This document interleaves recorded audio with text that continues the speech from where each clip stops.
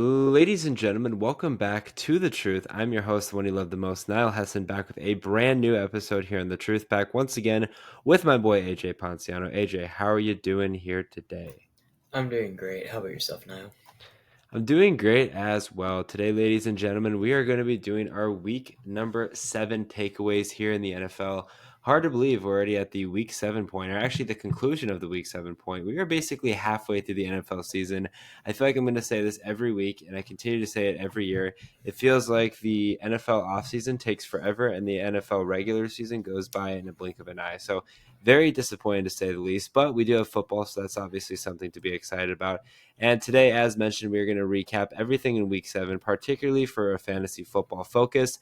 We obviously will do some other things as far as NFL as a whole, but the main purpose is to kind of get that fantasy perspective, as this is a fantasy driven podcast, but a lot of it will factor into the NFL and whatever. A lot of rambling there, but today we each have 5 takeaways that we're going to talk about, and will be it for week 7. And shortly after, we'll have week 8 with Thursday Night Football, and then before I know it, next week it'll be week 8 takeaways. So, without further ado, AJ, go ahead and give me your first takeaway from last week.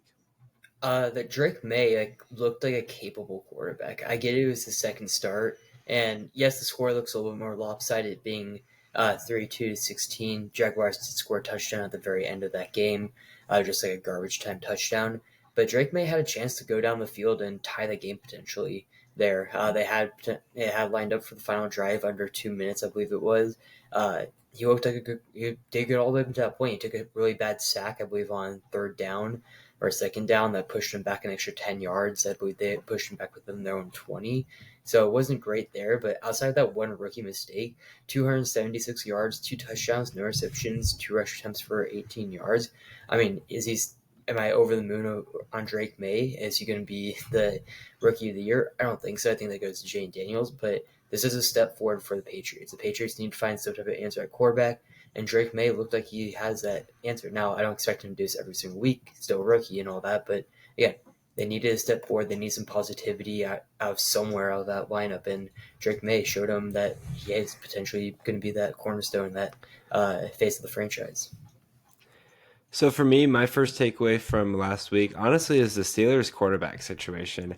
Justin Fields obviously started the first 6 games of the year. I felt like every week he progressed better, not only for fantasy purposes, but just in general. I thought he was progressing more and more. Last week in week 6, I believe he had like 2 rushing touchdowns. All in all, it was just really moving forward in the right direction. Then Mike Tomlin throws us a curveball saying that Russell Wilson's going to be starting this week. And apparently he was like the only one on that decision. Like a lot of people were supporting Fields as their quarterback. Russell Wilson, Tomlin said that, hey, Russell Wilson's our quarterback, at least for this matchup here. And his reasoning was to figure out which quarterback he wants to help lead them, obviously. And I remember, I think it was Chris Collinsworth yesterday when I was watching the game was saying, like, this is how Mike Tomlin wins Super Bowls by, putting in players that maybe people aren't expecting to, just to see what he has. And in my opinion, that's bullshit, because you can see what a player has during training camp, during the off season. And it's not like it's 2 rookie quarterbacks. This is Russell Wilson. Okay. We've seen what Russell Wilson can do. We've seen him win a Super Bowl. We saw the failures obviously in Denver, and you're just completely taking away the momentum from Justin Fields and what Justin Fields had accomplished throughout the season. On top of that, when I was listening to the post game presser, Russell Wilson seemed not adamant, but like indirectly stating that he's going to be the quarterback moving forward. He had mentioned that Justin Fields had done a great job in the first 6 weeks, kind of as like a placeholder per se, and this was Russell's team moving forward. Now, what do I think is true? I honestly have no idea. It's the Pittsburgh Steelers, and I really don't know. But I think it's terrible that Justin Fields is getting put through the same situation once again. He got put through the situation in Chicago. Obviously, he got better as the time went on. He basically got kicked to the curb for Caleb Williams. Now he goes to Pittsburgh, where maybe a new opportunity to maybe be a franchise quarterback once again, seemingly maybe gets kicked to the curb as well. Now, I'm just kind of jumping to conclusions here, but if it ain't broke, don't fix it. Okay, the Steelers were rolling. They obviously won last week, or I guess against the Jets. I believe now 5-2. But Justin Fields is doing a lot more than Russell Wilson ever had. And the last time Russell Wilson took a starting role, he completely depleted that Broncos team and really that Broncos franchise for the amount of assets that they traded to get him. So I thought this was just interesting. I thought it was a stupid move by Mike Tomlin, but what do I know? I mean, they won the game nonetheless. I understand that, but you're going up against a team like the Jets. You're not going up a team like the Ravens or the Chiefs for that matter. So moving forward, I mean, if you have Justin Fields and you have an extra spot on your bench, you might as well add Russell Wilson. I think he's only rostered in 5% of leagues and Fields in 50, but it's really just going to be a week to week basis. And maybe they're doing matchups or maybe they're just feeding the hot hand. But if that was the case, then I feel like Justin Fields would have gotten the start once again. Okay, what's your second takeaway? Actually, I'm going to stay right there. One of my other takeaways is more on the fantasy side. That Russell Wilson actually may be the right answer for this offense for other players. Justin Fields was great for what he did, didn't turn the ball over, but it was really like Justin Fields and Najee Harris like every couple of weeks getting good amount of fantasy points. I mean, Pickens had a season high in yards, 111. He got his first touchdown this week. Najee still had a good game, 21 carries, 102 yards, a touchdown there. Jalen Warren, I believe it was a season high with 44 yards. I get it. I'm on the side that Justin Fields shouldn't have been taken away from him like that, just out of nowhere. But for fantasy perspective, if you're a George Pickens owner, you may be kind of happy. This kind of opens up the offense a little bit more. Fields wasn't pushing the ball down the field that often uh, to George Pickens like how Russell Wilson did. Uh, if I'm a Pickens owner, I would be somewhat happy. I'm on the side that Justin Fields' job should have been kept. I mean, he was doing great for what he was, but 4-2 right there. There, I believe top of the or second in the division, was doing well. But fantasy wise, I mean, from again, it's one game sample size, but at this current time, Russell Wilson created more fantasy points for other players than just himself at the quarterback position. And Russell Wilson did have a really good game, two touchdowns, a rushing touchdown, or two passing touchdowns, a rushing touchdown, just over 260 yards. I mean, he created a good amount of fantasy points for himself as well. I mean, somewhat similar to what Justin Fields was doing, but spreading the ball around to more players. So again, I'm on the side of Justin Fields. Should have stayed the starter, but in the sake of other fantasy players on this team and Najee and Warren and Pickens, he elevated their games more than Fields has so far this season. My second takeaway is Andy Dalton finally back to reality. I told you guys this was eventually going to stalemate. A lot of people were excited to see what Andy Dalton was going to bring for Carolina when Bryce Young was obviously benched. Obviously, against the Commanders, just an interesting game as a whole. I believe Jane Daniels was injured very early in that one there. Andy Dalton as a whole did not do great. I think actually he did get benched once again for Bryce Young. Bryce Young didn't do better. I think he went 2 for 2 for like -4 yards or something like that. Just the most, Bryce Young stat line ever after coming back. But I mean, 0.02 fantasy points for Andy Dalton. Had 93 yards, 2 interceptions on the day. He had another bad game against Chicago there, 136 for 1 interception. But again, I think there was a lot of hype surrounding Andy Dalton, especially after that week 3 game against Las Vegas when he had like 24 and a half, 25 fantasy points. But it's a good thing that hype kind of stalemated after a period of time, just because, as I said, it wasn't going to be something that was going to be sustained for a longer period of time. But who knows? I think they're still going to roll with Andy Dalton. I haven't heard that they're going to roll with Bryce Young, but I definitely think if you were considering starting Andy Dalton, I think that ship has officially sailed. It was kind of like a one hit wonder, to say the least, especially in this matchup here. Okay, what about your third takeaway? Less fantasy relevant, maybe a little bit if you have Alvin Kamara, but the Saints need to go on a fire sale at this point. Devs Allen, I can guarantee, will not have a job at least by the end of the season. I don't know if they're going to fire him mid-season, but Alvin Kamara, Marshawn Lattimore, I think those are very two high candidates. So on a lot of people's trade block, maybe making some calls to see if they're available. And I think that's what the Saints should do at this point. Carr's under contract this year and next year. Olave's out with a concussion. I still don't know if he's actually going to play this next week. He missed last week's game. Rashid Shaheed out for a season with a meniscus tear. Just kind of everything that could have gone wrong for the Saints after going 2-0 has kind of gone wrong at this point, and it starts at the top with Dennis Allen. Again, I think he will be fired, and I think if you're Alvin Kamara fantasy owner, there's a good chance that he could be on another team now. I don't know if that's going to help his fantasy value a whole lot because Kamara was getting a lot of carries every single week, a lot of production, a lot of touches, but again, it could be new scenery. It could be a better opportunity for Kamara if you're an owner for him. Chances that he could get traded. This is less on the fantasy side, just more of a takeaway. Uh, Maybe as an upset Saints fan about what's been happening, but Dennis Allen, I can guarantee you won't have a job by the end of this year, or at the end of this year, he will be one of the first coaches that you will see getting fired. And again, the Saints need to build for the future. Right now, Rattler, again, he's still a rookie, but didn't look that good in this game either. Didn't We expected week one start to not look that good, and then this past week just underdeveloped right now. I mean, he's a really raw prospect getting drafted. That's why he fell so far, because he's still kind of that raw prospect. But the Saints just I feel like need to go on a just sell everyone, not everyone who has significant value. I'd say if you're able to get rid of them, get assets, I think that's the best move for the Saints at the moment. So for me, my third takeaway revolves around Devin Singletary, and I think it's time to be a little bit worried about him. Obviously, Devin Singletary, I was really high on going into the season. He injured his hamstring, I believe it was, something on his lower half. Missed one matchup the week before, came back this matchup, and there was already going to be some restrictions on him just as a whole coming back from that injury. But what I saw from Coach Brian Dable was more of like, okay, this is kind of Tyrone Tracy's time to shine. We've seen running backs such as Ray Davis, Bucky Irving, some young guys kind of step up into some roles for some running backs that are out. And it seems to be every year these rookie running backs step up to the plate. I think Tyrone Tracy could potentially be that next guy. I understand last week was definitely an outlier. I believe they only rushed with those two running backs that combined 11 times. Obviously, Daniel Jones got benched for Drew Lock. It was just a terrible game for the Giants as a whole. And obviously, when your quarterback's not playing well, the team's not going to play well as well. But I definitely think it was a little bit concerning and something to monitor moving forward. Devin Singletary, obviously, I like him a lot as far as running backs are concerned. But I think, maybe Brian Dable is kind of seeing the opportunity for Tyrone Tracy to step up into the mix and have an increased role. I think that would definitely hurt Singletary's value.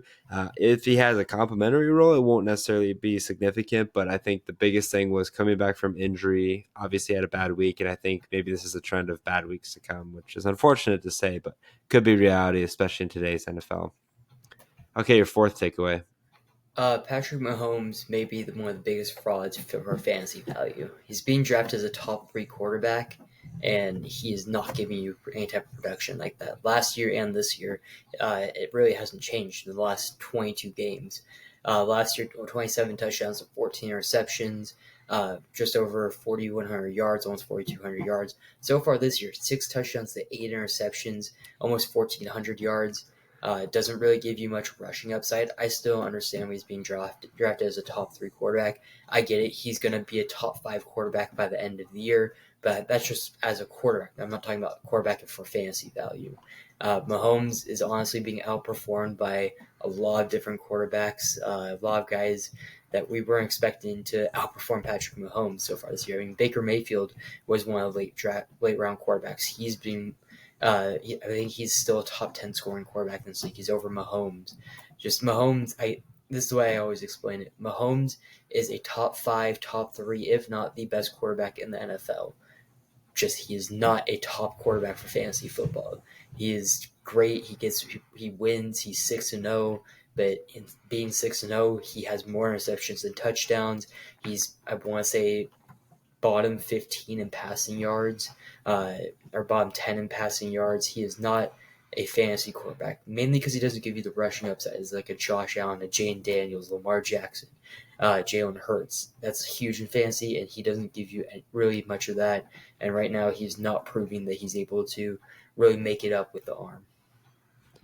So my fourth takeaway is the Dolphins are desperate for Tua Tagovailoa to come back because the Dolphins wide receivers desperately need him. Tyreek Hill, Jalen Waddle, guys that are top receivers in the NFL, especially when Tua's healthy, have been completely absent. And obviously, I was a big proponent of Tyreek Hill, and I'll always be a big proponent of Tyreek Hill. But the quarterback play that the Dolphins have had recently has been so dismal, it's not even funny.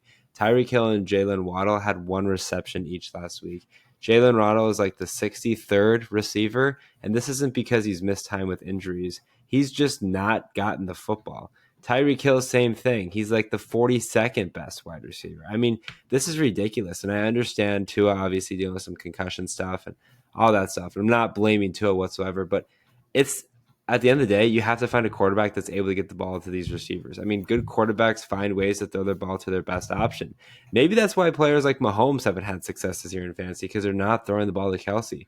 I understand it's easier said than done. It's harder to throw when they're covered and things like that. But Tyreek Hill and Jalen Waddle have been complete duds, and who knows what's going to happen moving forward. I mean, obviously, I think Tua's supposed to be back in week 8, which is next week.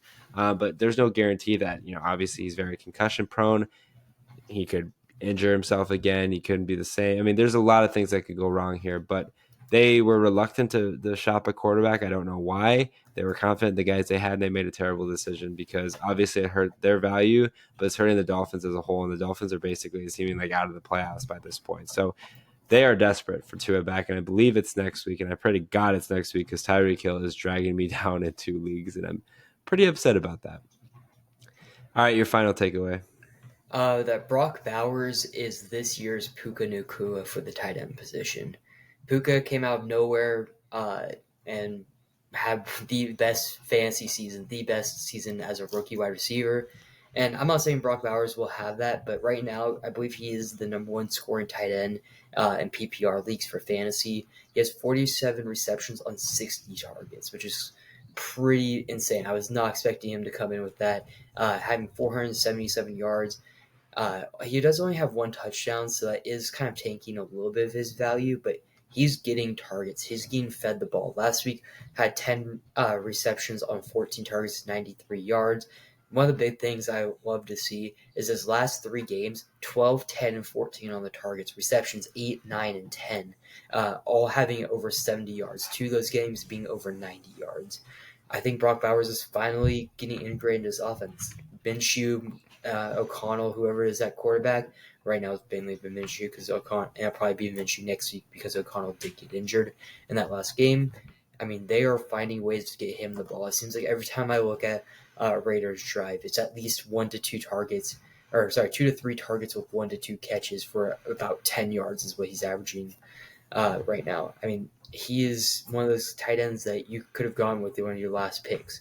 I get it, Puka probably wasn't drafted in almost any league, but Brock Bowers was drafted in a good amount of leagues. But again, he was tight end, I want to say 14, maybe 15 coming into the year.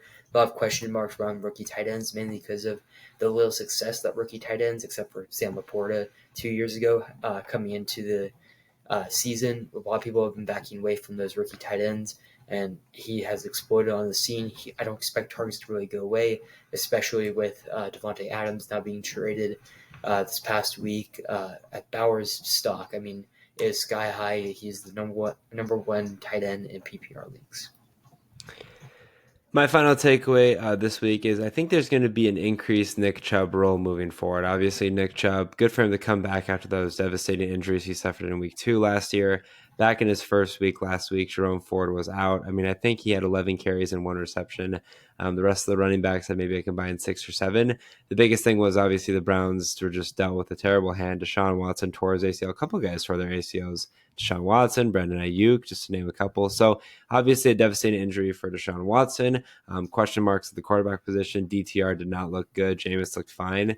Famous Jameis. I mean, he looks fine one week and then he looks terrible the next. But regardless, I think the Browns are going to go back to their identity of running the football efficiently. I think last week was really the goal of them was to kind of get their feet, Nick Chubb's feet wet back in the sand and get used to being on the field and making those cuts and things like that. But I wouldn't be surprised going into next week and even future weeks if he's getting at least 17, 18 carries, obviously gradually increasing as time goes on. But I know there's people that are hesitant to start Nick Chubb or utilize Nick Chubb. I think there's good reason to be hesitant about that, but I don't think that should necessarily deter you, especially with Deshaun Watson going down. This opens up so many avenues and opportunities for the Browns and Nick Chubb to have success, particularly in the rushing game, even if they are splitting time with Jerome Ford or Pierre Strong or whoever is running the football. But Nick Chubb will hopefully get back to the Nick Chubb that we know and be that forefront of that Browns running back system. Thank you guys for listening to another episode here in The Truth. If you guys did enjoy it, make sure you follow The Truth on Twitter at The Truth as one to stay up to date with the latest information regarding The Truth, including podcast dates, podcast uploads, and other important information you don't want to miss. Make sure you guys also follow The Truth on Instagram and TikTok at the.tt.truth. Are you looking to find a drink that offers peak hydration, raises your energy levels, speeds up your recovery, and keeps your mind sharply focused on memory? Look no further than Acid Rainwater. I'm excited to partner with Bloodline Sports AZ and Acid Rainwater, which focuses on peak hydration and productivity while also maintaining an ecosystem-friendly product. Use code HESSON15, that's HESSON15 for 15% off every purchase. As always, I'm your host, the one you love the most, Niall Hesson, joined once again by AJ Ponciano. Take care and good night.